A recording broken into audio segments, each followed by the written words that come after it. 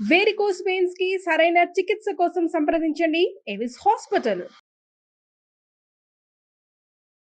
నమస్కారం.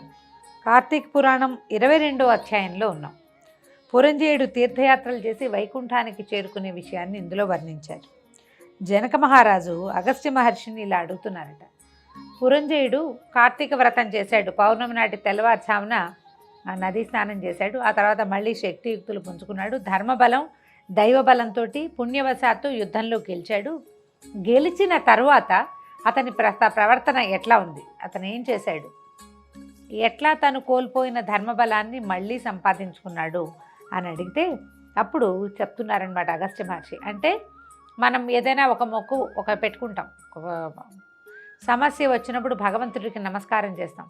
దేవుడా ఎలాగైనా నన్ను ఇందులో నుంచి కాపాడు, నన్ను రక్షించు అని. ఏదో సత్యనారాయణ వ్రతమో ఇంకోటో అక్కడికి వస్తాను ఇక్కడికి వస్తాను, తిరుమలలో నిలువు దోపిడీ ఇచ్చేస్తాను, ఈ సమస్య నుంచి గట్టెక్కించమని ప్రార్థిస్తాం. ప్రార్థించిన తర్వాత భగవంతుడు అనుకూలించో మనం ఆ పూజా వ్రతమో ఏమిటో చేయకుండానే అనుకోకుండా ఈ విపత్తు నుంచి గట్టెక్కిపోతాం, ప్రమాదం నుంచి బయటపడతాం. అప్పుడు మనం ఏం చేస్తాం, లోక సహజంగా వ్యక్తులు మొక్కిన మొక్కుని తీర్చుకుంటారు. కానీ ప్రవర్తనలో మార్పులు సాధించాం. మనం ఎప్పట్లాగానే ఉంటాం. మన దుష్ప్రవర్తన వల్ల, దేనివల్ల మనకి సమస్య వచ్చిందో వ్యక్తులు అసలు తెలుసుకోరు. దాని మీద మనం ఆలోచించాం. మొక్కుకుంటే నాకు ఈ పని అయ్యింది అనేది విపరీతంగా ప్రచారం చేస్తాం. అంగప్రదక్షిణ చేశాను తిరుమలలో, ఆ తర్వాత ఆరోగ్యం చాలా బాగుపడింది అని చెప్పుకుంటాం. నేను కూడా చెప్తానండి, ప్రతి వాళ్ళు మనుషులు సహజంగా ఫలానా పూజ చేశాక మా సమస్య తీరింది, ఫలానా అదేదో చేశాను, ఆ ఊరు వెళ్ళాను, అక్కడ పక్షి తీర్థం అక్కడికి వెళ్ళాము, అక్కడికి వెళ్ళాక ఆరోగ్యం బాగుపడింది చెప్తాం. అక్కడికి వెళ్ళటం వల్లే కాదు, నీ ప్రవర్తన మార్చుకుంటే మళ్ళీ మనకు ఆ సమస్య రాకుండా ఉంటుంది అనేది అసలు అడ్మిటే చెయ్యం, మనం తెలుసుకోలేకపోతాం, ఆలోచించం. కాకపోతే ఈ పురంజేయుడి ప్రస్తావన ఎందుకు మనకి పురాణంలో చెప్పబడిందంటే, ఒక దుష్ప్రవర్తన వల్ల, ఒక సరి అయిన అవగాహన లేకపోవటం వల్ల, ధర్మభ్రష్టత్వం వల్ల పురంజేయుడికి సమస్య వచ్చింది. యుద్ధంలో వెన్నిచ్చి పారిపోవలసి వచ్చింది. అయితే భగవంతుడి అనుగ్రహం అతని మీద ఉండటం వల్ల అతనికి ఇలా కార్తీక మాసంలో వాసం కదా, పౌర్ణమి కదా, నువ్వు స్నానం చేసి శుచిగా వెళ్ళి విష్ణువుని అర్చించు, ఏదో వివరం తెలియజేయబడింది. వివరం ప్రకారం చేసేసాడు. ఆ పూటకు అర్చన అయిపోయింది, మర్నాడు పొద్దున గెలిచేసాము, ఇంతే అని వదిలిపెట్టేస్తే మళ్ళీ అది సరికాదు. దాన్ని సరి చేసుకోవాలంటే మన ధర్మానువర్తన సరి అయినదిగా ఉండాలి. మళ్ళీ మళ్ళీ మొక్కుకోవాల్సిన అవసరం రాకూడదు. ఆ మొక్కుకోవాల్సిన అవసరం లేకుండా నిత్యము అర్చన చేయాలి, నిత్యము భగవంతుని తలుచుకోవాలి, నిత్యము ధర్మాచరణే మన యొక్క మార్గంగా ఉంచుకోవాలని చెప్పడం కోసం అతను ఏం చేశాడు అని జనక రాజర్షితోటి మహర్షి అడిగిస్తున్నారు. అడిగితే చెప్తున్నారు చూడండి. విజయలక్ష్మిని భరించిన పురంజేయుడు సదాచార సంపన్నుడై యజ్ఞయాగాది క్రతువులు చేస్తూ దేవేంద్రుని వలె మహావైభవోపేతంగా రాజ్యపాలన చేస్తున్నాడు. విష్ణు భక్తితో కూడినందువల్ల సత్వగుణ సంపన్నుడై ప్రకాశిస్తున్నాడు. సో శ్రీహరిని ఏ ఏ కాలాలలో ఏ విధంగా అర్చించాలో తెలుసుకుని ఆ విధంగా ఆరాధించేవాడు. శాస్త్రం ప్రకారం చెప్తారండి, నా విష్ణు పృథ్వీపతి అని. పృథ్వీపతి ఎవడైతే రాజో వాడు సాక్షాత్తు విష్ణువు అని. విష్ణువు కాని వాడు రాజు కాలేడు అని. రాజు అయ్యాడంటే వాడు విష్ణు స్వరూపమే, విష్ణువు యొక్క అంశావతారంగా అతన్ని భావించవలసి ఉంటుంది. అయితే ఎవరైతే విష్ణువు అంశ అయ్యాడో అతన్ని భూమి భర్తని కొలిచినట్టుగా కొలుస్తుందని, అతనికి కావలసినవన్నీ ఇస్తుందని చెప్తారు. ఇప్పుడు రాజు తను చాలా కాలం పాటు పృథ్వీపతిగా ఉండాలంటే అతను విష్ణువుని ఆరాధించాలి. విష్ణువుని ఆరాధిస్తేనే విష్ణువు ఎట్లా తన గర్భంలో 14 భువన భాండాలని పెట్టి పోషిస్తాడో అట్లా రాజు తన రాజ్యాన్ని గర్భంలో ఉంచి పోషించినట్లుగా అన్ని రకాలుగాను భూమిని పోషించాలి. దాంట్లో పంటలు పండించడము, చెరువులు తవ్వించడము, బావులు తవ్వించడము, మొక్కలు పెట్టడము, నాటడము, రైతులను ఆదుకోవటము, సైన్యాన్ని చక్కగా చూసుకోవటం, అందరికీ జీతభత్యాలు ఇవ్వటంతో పాటుగా రాజన్నవాడు యజ్ఞయాగాదులు చేయించాలి, గోబ్రాహ్మణ సేవ చేయాలి, గోబ్రాహ్మణుల్ని రక్షించి తీరాలి. వీళ్ళిద్దరినీ రక్షిస్తేనే రక్షించబడిన గోవు వల్ల ధర్మం నిలబడుతుంది. రక్షించబడిన బ్రాహ్మడి వల్ల యజ్ఞయాగాది తపో వివరాలు జరుగుతాయి. దానివల్ల సంతోషించబడినటువంటి దేవతలు వృష్టిని కురిపిస్తారు, వర్షాన్ని. సకాలంలో ఋతువులలో ఏ ఋతువుల్లో ప్రపంచం ఎలా ఉండాలో ఆయా ఋతువుల్లో ఆ రకంగా ఉంటుంది యజ్ఞము లేదా హోమము వల్ల. ఆ క్రియలు సజావుగా చేయగలిగిన వాడు కేవలము బ్రాహ్మణుడే కాబట్టి రాజు బ్రాహ్మణ సేవ తప్పకుండా చేయాలి. ఏ బ్రాహ్మణుడు ఏది ఆశిస్తే అది ఇవ్వాలి, ఏది ఆదేశిస్తే అది చేయాలి. ఆ కాలం ఇలాగుండేదన్నమాట. అయితే ఈయన విష్ణువారాధన విశేషంగా చేసేవాడు పురంజయుడు. ఏం చేసేవాడు, ఎక్కడెక్కడ ఏ క్షేత్రాల్లో భక్తవరదుడైన శ్రీహరి ఏ రూపాలలో వెలసి అనుగ్రహిస్తున్నాడో యాత్రికులని మునులని బాగా కనుక్కునేవాడు. ఫలానా క్షేత్రంలో విష్ణు ఆలయం ఉంది అనగానే ఆ విశ్వాలయం దాని గురించి వివరం కనుక్కుని అక్కడికి కొంత ధనాన్ని దానంగా పంపించేవాడు. స్వామికి సేవాకాలానికి దానం అనకూడదు, స్వామి సేవకి వినియోగించడానికి ధనం పంపించేవాడు. అవకాశాన్ని బట్టి తమ సమీపంలో ఉన్న అన్ని విష్ణువాలయాలు అతను చూశాడు, అన్ని విష్ణువాలయాల్ని ఉద్ధరించాడు. కానీ అతనికి తృప్తి కలగలేదు. విష్ణువుని సేవించవలసిన అంశమేదో ఒకటి మిగిలిపోయిందని ఒక దిగులు ఉండేదట అతనికి. పూర్తిగా సేవిస్తున్న సంతోషం కలగల. అయితే నిరంతరము ఏ క్షేత్రానికి వెళ్ళి శ్రీహరిని సేవించుకుందామా అని పరితపిస్తూ ఉండేవాడు. ఇంకా ఏదో సరిగ్గా సేవాకాలం జరపట్లేదని అనిపించేది. అయితే ప్రతి వాళ్ళని అడిగేవాడు, ఇంకేమైనా విష్ణువాలయాలున్నాయా, ఇంకెక్కడైనా విష్ణువుని విశేషంగా సేవించే క్షేత్రం ఉందా, ఎక్కడ అని అడుగుతుంటే ఒకనాడు ఈయనకి ఆకాశవాణి వినిపించిందట. కావేరీ నదీ తీరంలో శ్రీరంగం అనే పుణ్యక్షేత్రం ఉంది. అక్కడ శ్రీహరి శ్రీరంగనాథుడు అనే పేరుతోటి విలసిల్తున్నాడు. భక్తజనుల మనసులోని కోరికలు తీర్చి భక్తకోటిని తరింపచేస్తున్నాడు.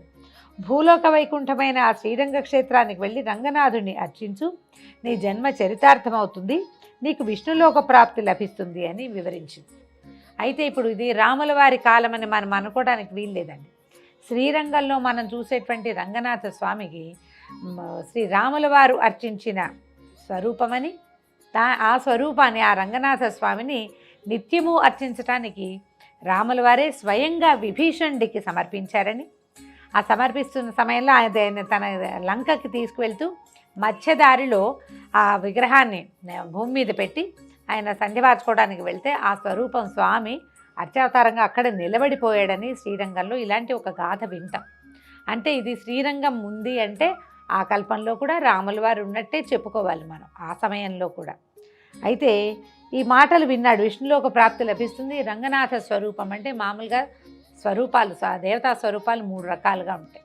ఒకటి స్థానక భంగిమలో నిలబడిన స్వరూపంలో ఉంటారు శ్రీ వెంకటేశ్వర స్వామి వారు. తర్వాత కూర్చున్న భంగిమలో ఉంటారు, ఆసీన భంగిమలో.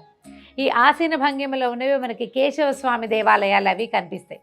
వెంకటేశ్వర స్వామి వారితో పాటుగా వేణుగోపాల స్వామి ఆలయాలు అవన్నీ, నరసింహస్వామి కూడా నిలబడి ఉన్నటువంటి స్వరూపాల్లో చాలా దేవాలయాల్లో కనిపిస్తాడు.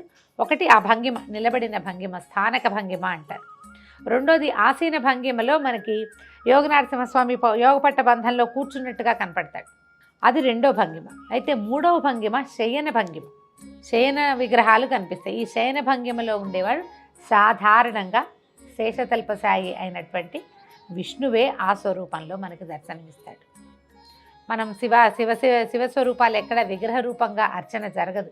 మన ప్రాంతం అంతా లింగరూపిగానే శివుడు అర్చించబడతాడు. ఈ స్వరూపంలో చతుర్భుజుడైనటువంటి విష్ణు స్వరూపాలలో అర్చించబడేవాడు మనకి కేవలము ఈయనే కనిపిస్తాడు. అయితే ఈ ఆ స్థానక ఆసీన భంగిమలు కాకుండా శయన భంగిమలో రంగనాథుడుగా మహావిష్ణువు వైకుంఠంలో ఎలాంటి స్వరూపంలో ఉంటాడో అదే స్వరూపంలో దర్శనమిచ్చే ఈ శ్రీరంగం గురించి ఎన్నో కథలు విన్నాడు పురంజయుడు. ఇప్పుడు శ్రీరంగం ఎక్కడుందండి? దక్షిణం వైపు ఉంది, తమిళనాడులో కదా ఉన్నది. మనకి పురంజయుడు ఉన్నది ఎక్కడ? అయోధ్య నగరం. అది ఎక్కడుంది? దేశానికి రెండో వైపు ఉంది. అయితే అక్కడి నుంచి శ్రీరంగాన్ని రావడానికి ఆయన చాలా ప్రయత్నం చేసుకున్నాడు. ప్రతి వాళ్ళని తన దగ్గరకు వచ్చినటువంటి, అంటే తన రాజ్యానికి వచ్చినటువంటి అనేక ఋషులని, మునులని, మహానుభావులందరినీ ప్రశ్నించేవాడు.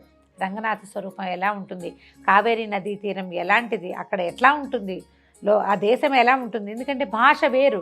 అయోధ్య నగరంలో సంస్కృతము హిందీ మాట్లాడే కాలం అది, హిందీ లేదేమోలేండి, సంస్కృతం మాట్లాడుతూ ఉంటారు. ఇక్కడ తమిళనాడు దగ్గరకు వచ్చేసరికి ఇక్కడ భాష వేరు కదా, ద్రవిడ భాష మాట్లాడతారు. అందుకని వచ్చిన మునులని ఋషులని ప్రతి వాళ్ళని ఆయన శ్రీరంగం గురించి ప్రశ్నించేవాడు. పలు విధాలుగా పరితపించేవాడు. ఎప్పుడెప్పుడు రంగనాథ స్వామి దర్శనం చేస్తానా అని ఎన్నో విధాలుగా ప్రయత్నం చేసి ఎట్టకేలకి ఇక్కడికి బయలుదేరి వచ్చాడనమాట. రాజ్యభారాన్ని తన మంత్రులకు అప్పచెప్పేసి శ్రీరంగనాథుడి దర్శనానికి బయలుదేరాడు. ఎంతకాలమో పట్టిందట ప్రయాణం. దారి రోడ్డు మీద చేయాలి కదా, దారి రథాల మీద వెళ్ళేవాళ్ళు. ప్రతిరోజు సాయంకాలం అవ్వగానే ఎక్కడైనా విడిది చేయటం, ఆ ప్రాంతంలో ఉన్న ఒక్కొక్క చిన్న చిన్న ఉన్న అనేక రకాల ఆలయాల్ని దర్శనం చేస్తూ తన తోటి తెచ్చినటువంటి అశేష సంపదని ప్రతి దేవాలయంలోనూ సేవాకాలానికి అర్పిస్తూ అంత భక్తిపరుడైపోయాడనమాట. అర్పిస్తూ క్రమంగా ఇంకా దారిలో సమస్తమైన పుణ్యతీర్థాల్లోనూ స్నానదాన జపతపాదులు చేసుకుంటూ సంధ్యావందనం చేస్తూ మొత్తానికి శ్రీరంగం వైపుగా ప్రయాణిస్తూ కావేరీ నదీ తీరాన్ని చేరుకున్నాడు.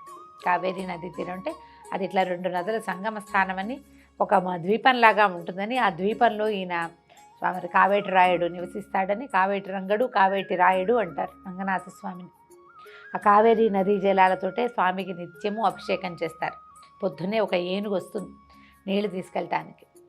నీళ్ళు తీసుకెళ్తే ఆ ఏనుగే లోపలికి అందిస్తుంది. అక్కడ స్వామివారికి ప్రతిరోజు కావేరీ జలాలతోటే అభిషేకం ఇస్తారు. కావేరీ నది విరజా నది అని చెప్తారు. కావేరి భూలోకంలో ఉన్నటువంటి కావేరి లోపల పైన ఉన్నటువంటి గంగా నదితోటి సమానమని, ఆ జలాలతోటి అభిషేకమే ఆయనకి అత్యంత ప్రీతిపాత్రమని తెలుసుకొని కావేరీ జలాలలో స్నానం చేసి తర్వాత అక్కడే సంధ్యావందనం చేసుకుని కావేరీ జలాలతో తమ పితరులకి తర్పణాలు, సూర్యుడికి అర్ఘ్యాన్ని సమర్పించి ఈయన ఏం చేశాడు, భక్తి శ్రద్ధలతోటి స్నానదాన జపతప హోమ ఆరాధనలన్నీ విశేషంగా చేశాడు.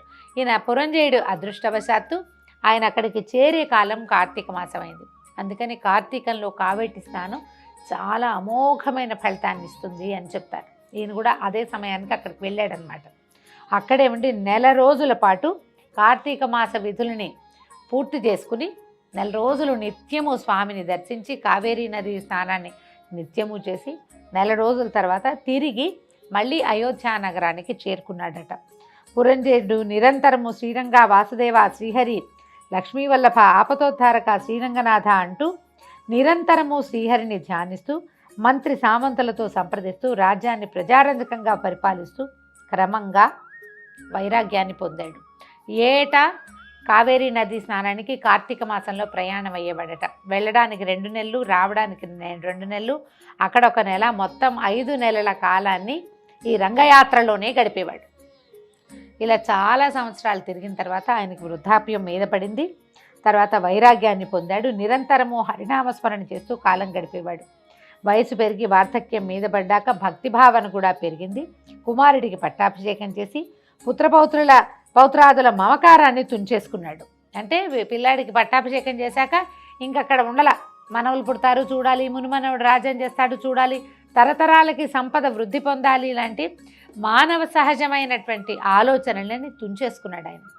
శ్రీహరే నాకు నిత్య నైమిత్తిక కర్మలన్నిటికీ శ్రీహరే పాత్రుడు, ఆయనకే చేయాలి అని భావించి ఏం చేశాడు, వానప్రస్థానికి స్వాగతంగా పలికాడు. వానప్రస్థం అంటే సాధారణంగా ఏం చేసేవాళ్ళు, రాజ్యాన్ని పిల్లలకు అప్పచెప్పాక అరణ్యానికి వెళ్ళిపోయి కేవలము తపంతో గడిపి ఎప్పుడో జీవితాన్ని వదిలిపెట్టేవాళ్ళు. వీళ్ళు మరణించారు అనే సంగతి నగరానికి వార్త వచ్చేది. కుమారుడు వెళ్ళి తర్వాత సంస్కారాలన్నీ చేసేవాళ్ళు. ఈ రాజులు కోరుకోలేదనుకోండి కుమారులు రావాలని, వారితో ఎవరున్నారో వాళ్లే సంస్కారాలు నిర్వహించేసేవాళ్ళు. వార్త వెళ్ళేది.